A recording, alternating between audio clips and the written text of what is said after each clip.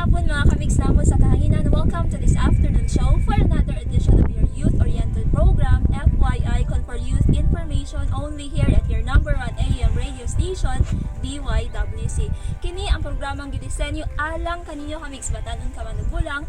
Welcome na welcome kamo sa atong programa sa kahanginan.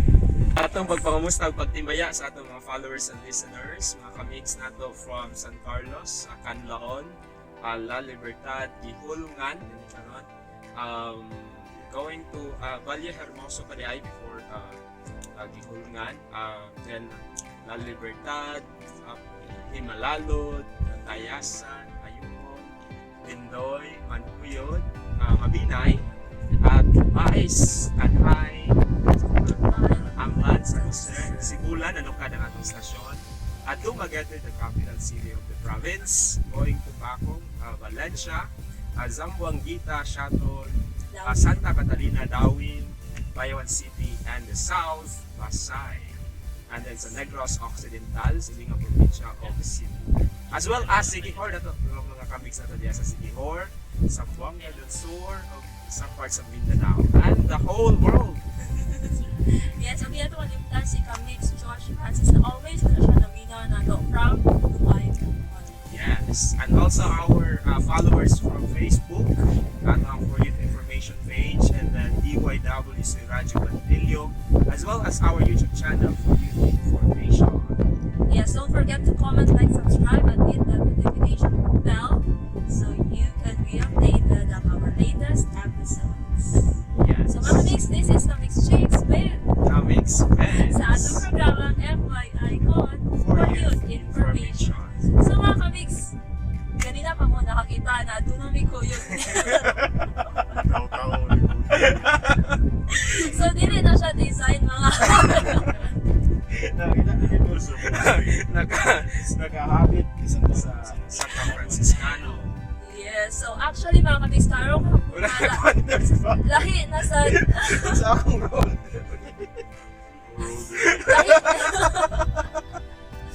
mga kamigs, lahi na sa atong bisita karong hapon na tumuti. Karong hapon na ipaila-ila ni KaMIGS Benz ang atong bisita sa atong episode.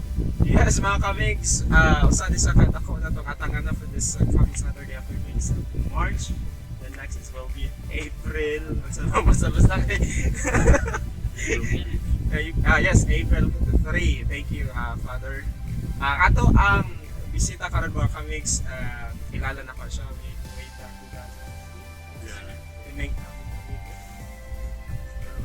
Labangon, Cebu, and he was still the vocation director of the custody of St. Anthony of Padua. And now naka-assign siya sa Samar sa atin. No other than Father Prescillo Salomon OFM. Hello there. Hi Mads, so una sa Mads, no, thank you kayo sa panahon o sa pagtubag, paggahin o panahon aron mahinabi ka na mo karong hapon. Grabe yung paggahin ni Father ang panahon. Well, before siguro sa formal or informal panagkinabi na ako, gusto lang na ako i-greet ang inyong followers, listeners all over the province of Negros Occidental and the Negros Occidental, the rest of the Visayas Island, including where I am assigned the president at St. Francis College, Alibor, Samar, and of course the whole Philippines and even the world because of the social media.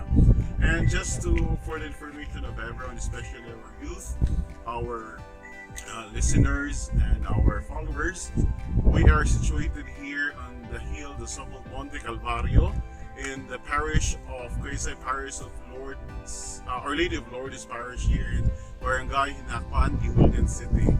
And as you see at my background are hills where one can really appreciate and commune nature, and specifically in this hill where we are located, it is mounted with a big cross, and it's so fitting, and that's why many people are coming to venerate and of course to look around, because all around here are different sizes of hills, which one would realize also that everything is a gift from God, and that's precisely the main point that Francis of Assisi, when he still was living, he was able to appreciate God through what God has created.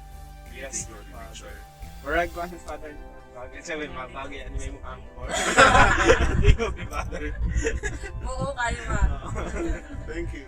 Motivated. So, very Thank you sa paglaila sa lugar, Father. yeah, and thank you for welcoming us to your Yes. beautiful city. It's always a pleasure and an honor to have you around here. And of course, it's been a while that many people come here to see the beautiful place that God has created. And also not to forget to mention our company, KaMIGS, Chenny, and KaMIGS, Inyo, Aro. Our technicians behind the camera.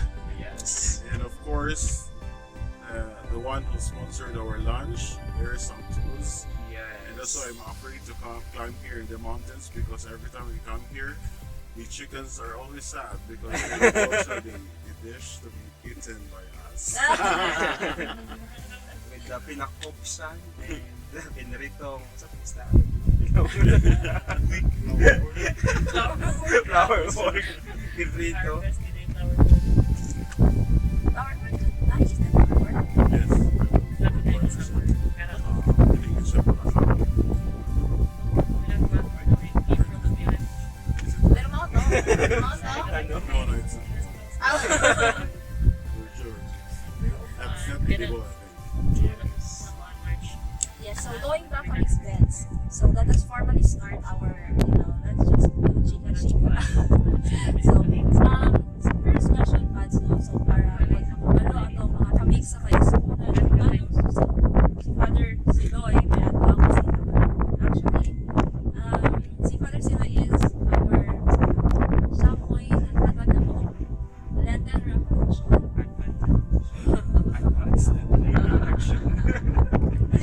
Yes, sa Franciscans, and then, yeah, ito siya ang reason na na-invite ako siya para Yes. So sila like the kidnap. No choice. so, he is a Franciscan Third friar. timing, but there's a kay next Saturday. Yeah. So, tomorrow will be Easter. Yeah. Father is lost. Yes. It's last Saturday. We're celebrating the Easter Sunday, commemorating the Lord's resurrection from the dead. Yes. So, before that, Father, at mag-istorya sa ata kaning anong mauna yung mga postura. So, kaila-ila sa about, kaila-ila sa nato sa ato mga kamig sa kaisunan, nilamina o nagkatawato. Asa ba kadi ay nga grupo? Asam kang kunduwa. What we say in Francis. But anyway, so I belong to the order Friars Minor, which is in Latin called Ordo Fratro Minoro, or then Frailes Minores, so which was started actually by our Holy Father Francis of Assisi when he started his conversion, and of course the famous beginning when Francis, after his experience in the war, and he started praying, discerning in our modern language, and that's why one time he prayed in dilapidated chapel of San Damiano, Lord, what do you want me to do? And suddenly, or at that moment, he heard a voice saying, Francis, go repair my house, which is falling to ruin. And of course, the house that Francis thought of was the place where he prayed, because it was dilapidated. And later on, he came to realize that the Lord is calling him not just for the physical house, not just for the church, but the totality of God's creation, which was already starting to fall at that time, because people, are no longer seeing what God has created, because they start to destroy everything, and this is what is happening all around us today, and that's why it started. And in 1209, he went to Rome to have his rule be approved by the Pope in the Lateran Basilica in Rome, and that's why at present, around 500 meters away from in front of that basilica in Rome, Laterano, in Lateran Basilica, you will see the image, or you will see the statue of Francis blessing the Lateran Basilica in memory of that experience when he went to Rome for his rule to be approved in 1209. And how it started, why we have this kind of, we call this, by the way, habit, because we supposedly to wear this every day. It's becoming a habit. That is why it's called habit, religious habit. So why, habitual. So why it's called, or why is this so? Because when Francis gave everything to his father, I mean to his physical father, Godfather, he returned everything, and the bishop saw him naked, so the bishop took his garment and covered Francis, and upon walking out from that hall, so Francis saw a leper, saw a beggar, and he exchanged that nice clothes, that nice garment, the one that the bishop gave to him, with the vestment, the clothes of the beggar. And so it started, and so we're also happy to have this crown, because sometimes we can wear this even for a month and they will not be able to see the dirt, because it's crown. We think for those who usually wash immediately our clothes. But anyway, so, and later it was developed that of course there was already a cord, to prevent it to fall down, and later as religious, we give meaning to the cord, so it has three knots representing the vows that we took during our profession. The vows of sine proprio, which is not actually just poverty, but the vow of without anything of my own, because as Franciscans, the formula of our profession, without anything of my own, in poverty and in chastity. So I would say that it's not just material poverty, but sometimes people are focusing on their attention on the poverty so much so that the neglect, or they would be able to set aside the other values, which is the charity, because sometimes you observe so much on the poverty, and yet you cannot go along well with your brothers, with your sisters. So what's the use of all these things? So for Francis, there is much greater than just observing poverty, but sine proprio, without anything of my own. And I think more or less Without nothing. without nothing at all, without anything of my own. Because recognizing also that everything that we see is God's, so much so that I don't harm this creation of God, because it is not mine, it is God's. That's why it's really fitting that we are here on this mountain and trying to see all around us are the beautiful creation of God. And it reminds us of how compassionate our God is for giving us all the power for us to be used, not to be used. So gamiton na siyang lapin siguro leaders as a right destroy, like possess. Yes. Something like greediness. Like in this age of consumerism. Chastity and obedience. Yeah, Sine sine proprio. How about your food? Of course, this one is to cover. Nakaseparate na siya. Yeah. So this one is to cover our head, especially during winter. You stay in Assisi and it's during winter and it's really very cold. So that's why they have this. So when the snow comes, so you can protect your head from the coldness of winter. So, mga KaMIGS, I hope you're learning. So this is the Franciscan habit with the food. Sa tawag na Hood or capuch. capuch. With the capuch and the cord. Ganun with wala the na may three knots. kuwan na. Wala na may sa tincture. Don't you? Tincture. Actually, the tonsure was disciplined before Vatican Council II, that the all religious, they will put tonsure. So it is just that they will cut the hair in a small circle around in their head. Yan, lisod naman kayo ito mag-alon. Dari kay Prescillo. Yeah, I think so. Kasamad-samad. What was that for that? Kung naman siguro na mas religious, ano yung divine hand. So, talaga nila yung tonsure. No wonder ang mga saints ng mga kuhan Hindi ko sila sa piso. unang upaw sa tunga. Okay, di naman ito nagsugod. So, modern times now, ang piso to na sa lugod sa unggoy. So, yeah, so that's the brief history about the Franciscan order, mga What KaMIGS, about and sa the Pastor Franciscan D? habit. Yeah, before, I would like also to share how the Franciscans came over to the Philippines, Yes, because it Father. was the Franciscans all over the world, no? Yeah. And the Franciscans came in the Philippines. Actually, they were the second group of religious missionaries who came to the Philippines, because the first group arrived in 1565 and the Franciscan friars arrived in 1578. So we were the second group of missionaries who came to the Philippines, and at that time the Philippines was divided in terms of area for better ministering of the people.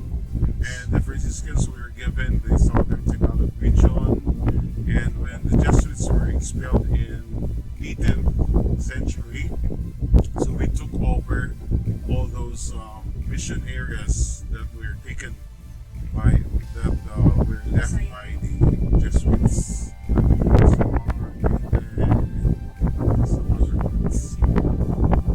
Not so much in Cebu, because the Augustinians were the one, assigned to evangelize Cebu City. That's the reason. Yeah, that's the reason why they have. Yeah, but I think the War Hill is owned by. The other group of Augustinians, OAD, the Scouts, and they came later. So the Augustinians that I'm talking about, I refer to the Order of Saint Augustine, because they were the one who arrived in 1565. So they are the first religions. Yes, they were the first missionaries who came to the Philippines in 1565. Missionary. Father I'm not so sure about but I'm just sure that we're the first, no, we're the second group who came to the Philippines, and one of which is Pedro Bautista. No, of course, Yes. he was not he did not belong to the first group, I think, but he came as part of the few or the early missionaries who came to the Philippines, and he founded a lot of villages, towns, and even the present San Francisco del Monte in Quezon City. It is named after Saint Francis of Assisi. In contrast to the San Francisco de Intramuros, because the center of Manila at the time was Intramuros, and that's why in 1621 also, 100 years after they arrived, 100 years after the Christianization of the Philippines, or after the evangelization of the Philippines by the early missionaries. So the first group of women missionaries came to the Philippines in 1621, and it was headed by Mother Jeronima de la Asuncion, and belonged to the Order of St. Clare. And they came over all the way from Toledo, Spain, not Toledo City. You know what, Father? When I graduated philosophy from Audax, I was awarded Wow, bravo. What is that word? leadership award. Yeah, and it's precisely talking about the characteristics of St. Pedro, because he started many towns, and I think he founded the healing water of Los Baños in Ano yung parish care niya na sa yes, this is in Frisco, Quezon City, where you can find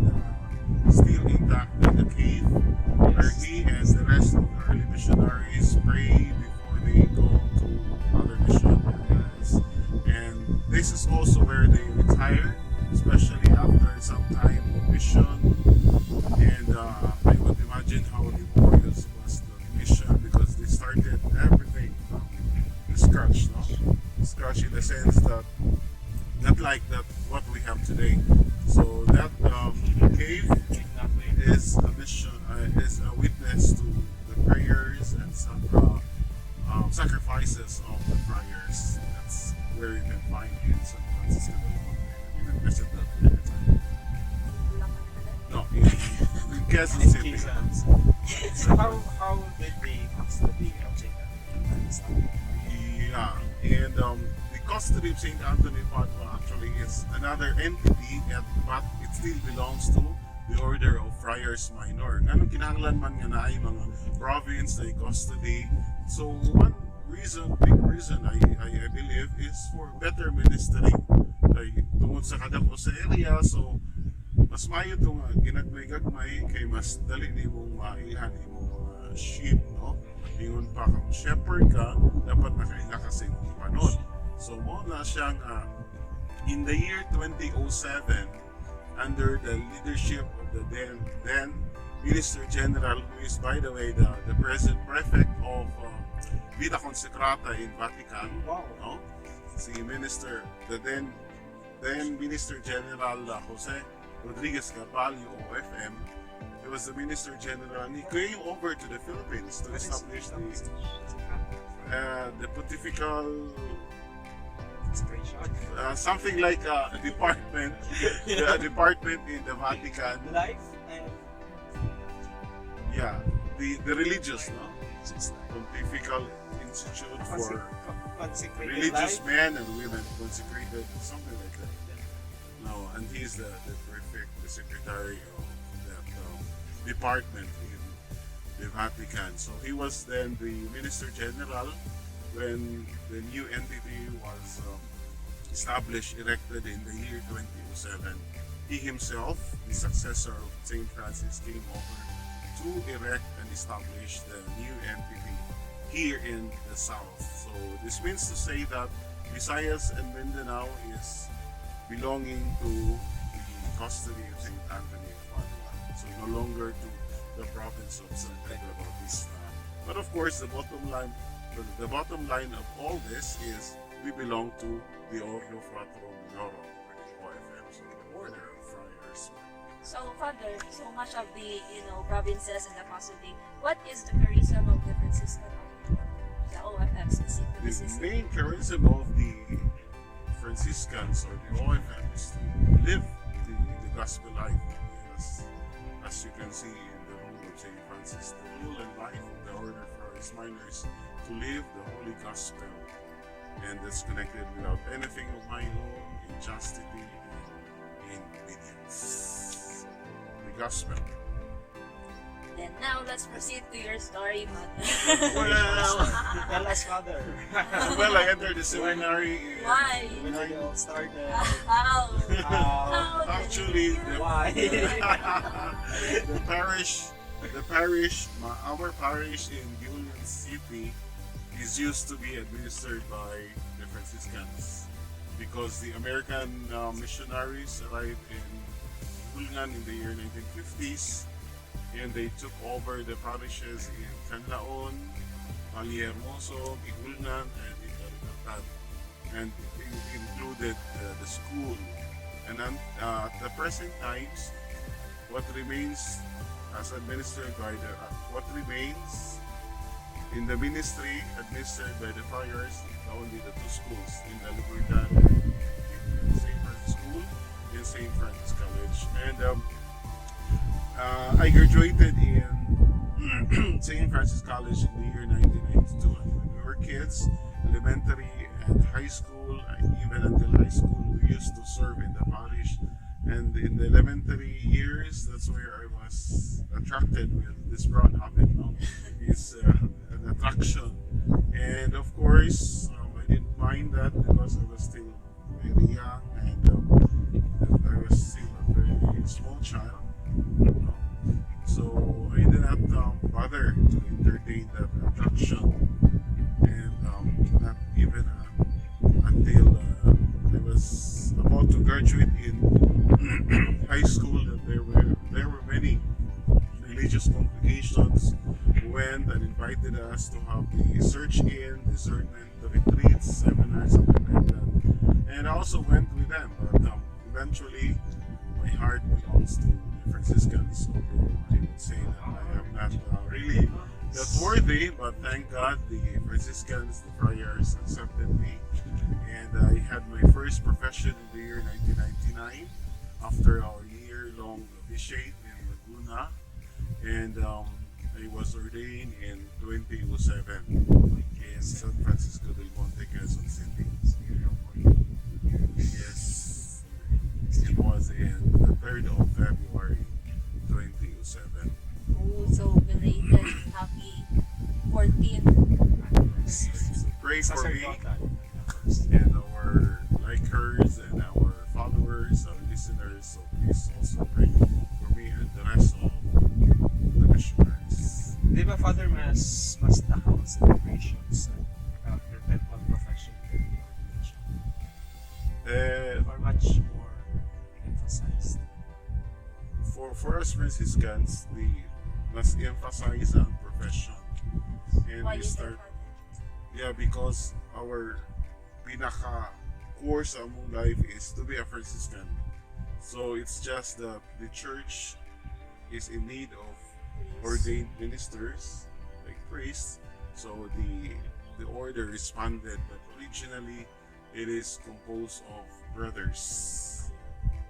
And that's the reason Francis never became a priest, because he opted to become a brother to all God's creation. Yeah, out of the necessity that he cannot preach at the time when you are not ordained, and so the least that he So, pag-apply wanted, yes, he was ordained as a deacon. That's the reason. And Yeah. So next question, Father. Unsa ang mga struggles when you community, pagsulod ba nimo sa OFM sayon lang yung pagsulod or pagdry mo parents or family? actually at the beginning, nakuha naman ako sila, na-condition naman ako akong parents na sulod, although na sila yung mga reservations, no? Pero na-check na siya na ako, and one of the stages in my formation during my vacation time sa balay, tapos nunugod ako akong mama, papa na hindi mo ka naman nagkabugot doon, so naralali mo kung padayon. So that time I felt na supportive din sila sa akong career. Supportive sila sa akong mission. So nakaingon ko na supportive sila sa akong kawalan doon. Nilang pinaka-present sa inyong mga reminders, makakaingon ko na support. Tapos tungod kay sa Franciscan, emphasize man ang community life, so there are times na misunderstood ka o misunderstand. Tapos sa iba na yung intention, pero anyway, at the end of the day, kung yun pa na if it is God's, then it will flourish. Yes. What is your greatest struggle as a religious father? Greatest struggle, kanang usahay abanang kuan. Kuan kami daw assignment, yung assignment, syempre, ma-attachment ta sa ato ang kuan kay community, ang assignment, so more familiar na ka ba? So, yung venture naman kayo no other kuan. So, naging siya struggle. I would admit na naging siya struggle. Pero, moto ka, sunod lang sa atos, after yung makita niya, hindi kaya. So, i-consider man sa nila. Pero, wala ginana. Internally, naging siya struggle. Dahil syempre, unfamiliar kaya sa lugar. So, moving out of intentional reaction. So dagan yung mga kuwan struggles within. So siguro externally we're working on within. Nagano na siya na mga struggle. Labi pa siguro magkataas na yung mga kuwan life niya sa order, tapos magkataas yung edad. So mas prefer ka mo settle down, ginana. So normal kuwan na siya sa life, no? Pero as religious kaya normal ba yun yung life, no? Tapos murag it's a counter witness to what the work offers. So somehow, kinahanglan nyo nato ipahingo yun. Basic pod na at the same time makapunta sa mission, makapunta sa pagawanan sa simbahan, and at the same time, dili pod supahi sa ating pagaling person. Yes, na sulay na mo kang in love. Of course! Of course I did! Unsay It's a feeling. Unsay So, unsay thrill or unsay dagan sa pangkita mo. siyempre, muagi mong kitaan na tanan nga stage at ng life, no? Kaya mabot po ng punto nga, unsa mo gini mo basta sa inyong life. Tapos, kuhaan, visualize sa kinabuhi. So, I think it's all part of the preparations. Yeah, it's all part of life. It's all part of the preparations that God will bring you. Into your life. Yes, but God will lead you where you will be. Salamat sa sabi ko sa Ginoo sa tabo the past. Tapos ma-realize bitaw ni mo, wala ito nga experience na kayo niyaning at sa kalisod. Tapos kuhan kanang makitan po bitaw ni mo nga kanang imong Blessing in disguise. blessing in disguise as imong personality, tapos imong family background, cultural background mo fit po sa congregation kung asa ka bitaw. Kay kada congregation, religious congregations naman siya ko ang culture naman siya iglesia. So nang kana bitaw search in and yun sa nga experience kaya makita na nimo asa ko fit po din kuan kay syempre lisod man kayo pagkuhan makeover sa imo kung layo kayo sa personality nimo sa personality sa congregation or sa order. Yes. Nakasanay na kag-mission sa Christ. Oh, I have the privilege, no? I have the chance for the naka-mission sa Holy Land. That was the experience, Father, with the foreign culture. Under Franciscan ang Holy Land. It's administered. It's not actually under, but it's under the Catholic Church. But it was for your information. It was administered. It was it is owned by the church, and the church entrusted the administration to the Franciscans, recalling the experience of Francis when he went to the Holy Land, in the 13th century. So from that time onward, so gisalig sa simbahan ngadto sa mga friars. Every Good Friday, all collections go to the Holy Land in support of the Holy Places. Para sa ako, kapag experience ako sa mission, although it was short, kay malandong part po sa kuhan kung how long you will stay. Nakanindot rasad sa mission sa Holy Land kay in your own pacing. So dilingon nga dapat 3 years ka diha, dapat 4 years ka. So kay sa mission lahi magudang imo ang kuhan na doon yung kultura. So puro po nang pasalamat with the experience I have with the mission in Holy Land. So sa imong dimension na nimo kanina events na kuhan ka ng lahing kultura, tapos lahing mga tao. In English kita sige kay kuhan man yung sinasabot Bisaya, yung sila kasabot Tagalog, no? Yun niya, kuhan po ning learn of Italian, so more or less na yung kamay na. Na yung mga Pinoy, especially mga OFW. Yeah, actually ang akong station after sa study sa kamay Italian, it was assigned in Cyprus. It's near to Greece, so they speak Greek. And among pinakakuan dito, sacraments, masses, magkuhan sa mga OFW kay daghan mo kayo mga OFW. So, nice experience. It was said there nga, ito daw, mga Franciscans sila mo as in between with the, for example, mga Tadugo sa government forces so in between the negotiations they negotiate mediators. So it's really very possible because one of the challenges for us friars is always to be peacemakers, just like our Holy Father Francis was when he was still living. No? Usa sa mga kwan po, kana, i-mention mo rin sa Holy Land nga, so sa mission is dialogue, no? Tungod kay gamay raw kay porsyento ang mga Catholics. No?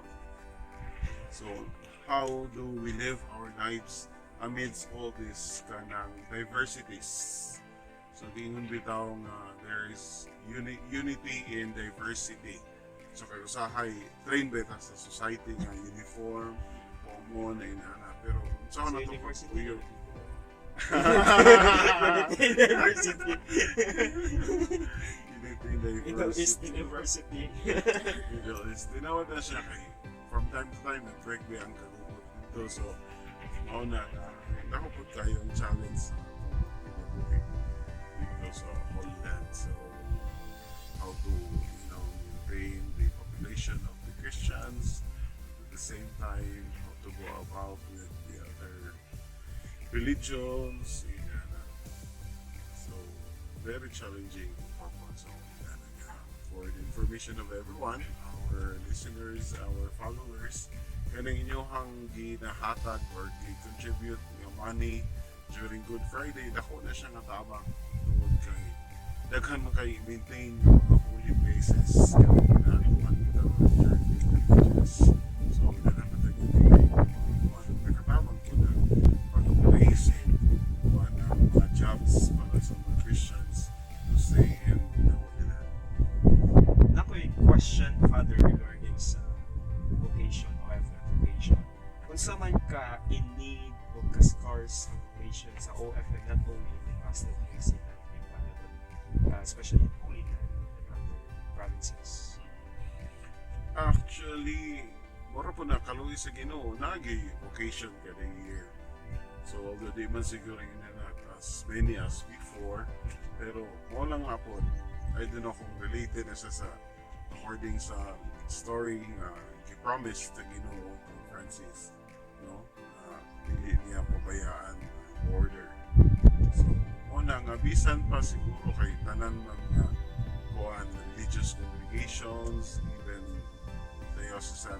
dioceses are all affected with the decline of one kanang mga vocations.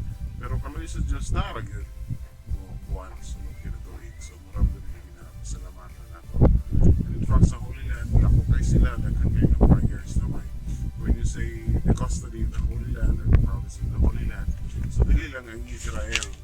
Apil man ang kuan Cyprus, apil ang Lebanon, Syria, ilang Kuwait, Syria, tapos Egypt, tapos Jordan. So, all these wala na sa kuha na siya tayo na po niya mission. Pero, kani nga lugar, ay mga friars, pero sa Holy Land na nga territory or jurisdiction, all these places na may relation or naging part sa kinabuhi ni Cristo, no? He was still living on this earth. Anya kanay siya let's say for example doon ay listeners na amazed, doon ay wonder sa life ni St. Francis. Unsa may mong advice, the tidbits advice about what would they expect if they would try to do some searching or sa may kailangan din ng i-undergo? Mas mahina siya nga maki-connect sa kuhaan vocation director. Tapos, hindi lang sa OFM, kundi kung asa mas nakita nimo nga masiyang ka, yung personality mo fit po sa asa vocation. Okay, all these are the same response to the Lord. So, nagkalain-lain lang forms or shades, no? Kaya ang uban medyo lapad na kaayo, ang uban medyo dili pa. Kidding aside, so makaingon ka nga parehar ni tanan paingon kay Kristo. So depende kung asa nga dalan imong subayon paingon kay Kristo. So the important thing is discernment, no? mo ba gini ang kinabuhi na para sa ako. Although, kitang tanan, even with the age that we have now, continue to discern. We can only say na mo na good na kung mamatay ta ngayon na. So, party happen na siya. For those interesado nga mo kuhan, search in, makita silang kaugalingon, basa silang ginawa. So, you can always contact us. No? Si Benz, si Linya. So, may kuhan sila na. So, pwede tayo. Kaya i-depend to us. Okay, thank you kay Dar. Yeah, that's the question. Kay sa among dungan I guess ikaning that the YWC was initially started with Franciscan. Yes, actually in the year 1970s, I think that was during martial law in response po sa panginakalan sa panahon ni Ana. So, DYWC stood as the decade of Tulustan. Nagpadayag sa nabubuan based on the gospel, not on any ideology, but bihagnon sa gospel. Ang kalisod magmuniana kay si Kunatong Tanahon, kaya palang sa kinabuhi palang ni Cristo, it was misunderstood and it was labeled with many labels, accusations, so much so nga, karon siguro mga panahon, kung atong tanahon, pwede mo siya ma-label, no? Kaya na sa panahon i-describe, karon yung mga panahon, so mga during martial years, I think it was the friars who founded the DYWC, diri sa Gihulgan, kinaman dihaid sila na palit sa dagat. I think pwede gani nato matanaw po no na kanang lugar kung di na nag-start ang YWC. And sometime after siguro mawala na to yung friar take charge muragi kuha na siya girentahan sa Diocese of Dumaguete. Tapos eventually marong baligya. Gihulgan used to be part of the Diocese of Dumaguete. It was only 1988 I think, because Negros Island used to have two dioceses, one in Bacolod and one in Dumaguete. And it was in 1988 when the Holy Father decreed to have four dioceses. And that's the reason at present we have dioceses of Bacolod, Dumaguete, Kabangkalan, and San Carlos. So there are four towns, two towns and two cities in Negros Oriental side, which belong to, in terms of church jurisdiction, belongs to the Diocese of San Carlos. So from La Libertad, Inigan, Baguio, and Canaon. So they belong civilly, no? In terms of civil law, belonging to Oriental, pero in terms of ecclesiastical jurisdiction, these places belong to the Diocese of San Carlos. So I think baka KaMIGS daghan na kayong nahatag ng mga inputs, history, and charism, and personal stories and struggles si Father. Si Father Sinoy gata mga KaMIGS. So, karong hug na. Father, ano na pa kayo mga mensahe alang sa itong mga batanon na naminaw ng lartaw ka na ito karon? Una, pasalamat ko sa kahigayunan ng ihatag para makapaambit ko, makatubag sa ilang mga pangutana na somehow makahatag o I hope katinawan sa mga una-una sa itong mga KaMIGS diha nga naminaw, nag-follow sa ito streaming. And ako lang maingon nga, ayaw lang yung nakahadlong to give ourselves to the Lord. So kung natin nakita nga, doon natin tawag sa pagka-religyoso, so dili tama this man. And of course, there are many ways in disbanding God's call.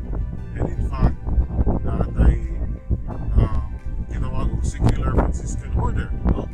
Diin ipuyan gihapon sa mga taong aminyo sa dalaga or sa mga tao, dili sila mosunod og seminary, but yet they respond to the call of God in the inspiration of St. Francis of Assisi, pinaagi diha sa pagka-secular Franciscan. So, naghan kayo mga forms, shapes, pabayaan para makaabot kang Kristo. Kining tanan tabang para mas maduulta kang Kristo. So munang dili ta mahadlok matag sa atong kaugalingon. Once we give ourselves to God, dili kita pabayaan sa Ginoo. Kanunay niya siya na naa kanato. So una nga siguro niining tuig sa 5th centenary of the evangelization of the Philippines. Ang atong tema gani nagkanayon man Missio Agentes, gifted to give, no? So anything that we have, anything that we have and are is God's. So we give back to God what He have given us. Because everything is a gift. So panalitan ka ng sa nato paghatag sa Ginoo nga Ginoo naman siya, no? Di naman siya nagkinahanglan sa atong Thanksgiving, di na siya nagkinahanglan sa atong masalamat sa iya, pagpangadji kay Ginoo naman siya. Pero pinaagi diha sa atong pagbalik sa iya, pinaagi sa atong pagpasalamat, nakahatag sa ato og mas meaningful nga kinabuhi. And the more we become Christian, the more we become believers, the more we become human in the way we carry ourselves in the world where we live. So mga KaMIGS, mga kapatanunan, so dili na mahadlok, muhatag sa atong kaugalingon para sa so daghang salamat. And lastly, Father, since tomorrow is Easter Sunday, what is your message to our sisters? Yeah, so muna giingon ni Kristo bitaw dito sa Juan sa katong second Sunday Transfiguration, there is no resurrection without the cross. No? There is no glory without the suffering. So our life is always a binary.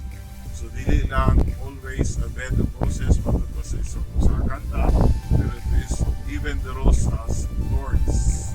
So muna nga we carry these realities in our life.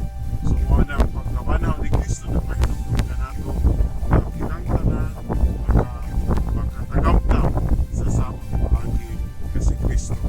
So we don't live in darkness, but we will rise also in the experience that we have because our Lord Jesus Christ has arisen from the dead.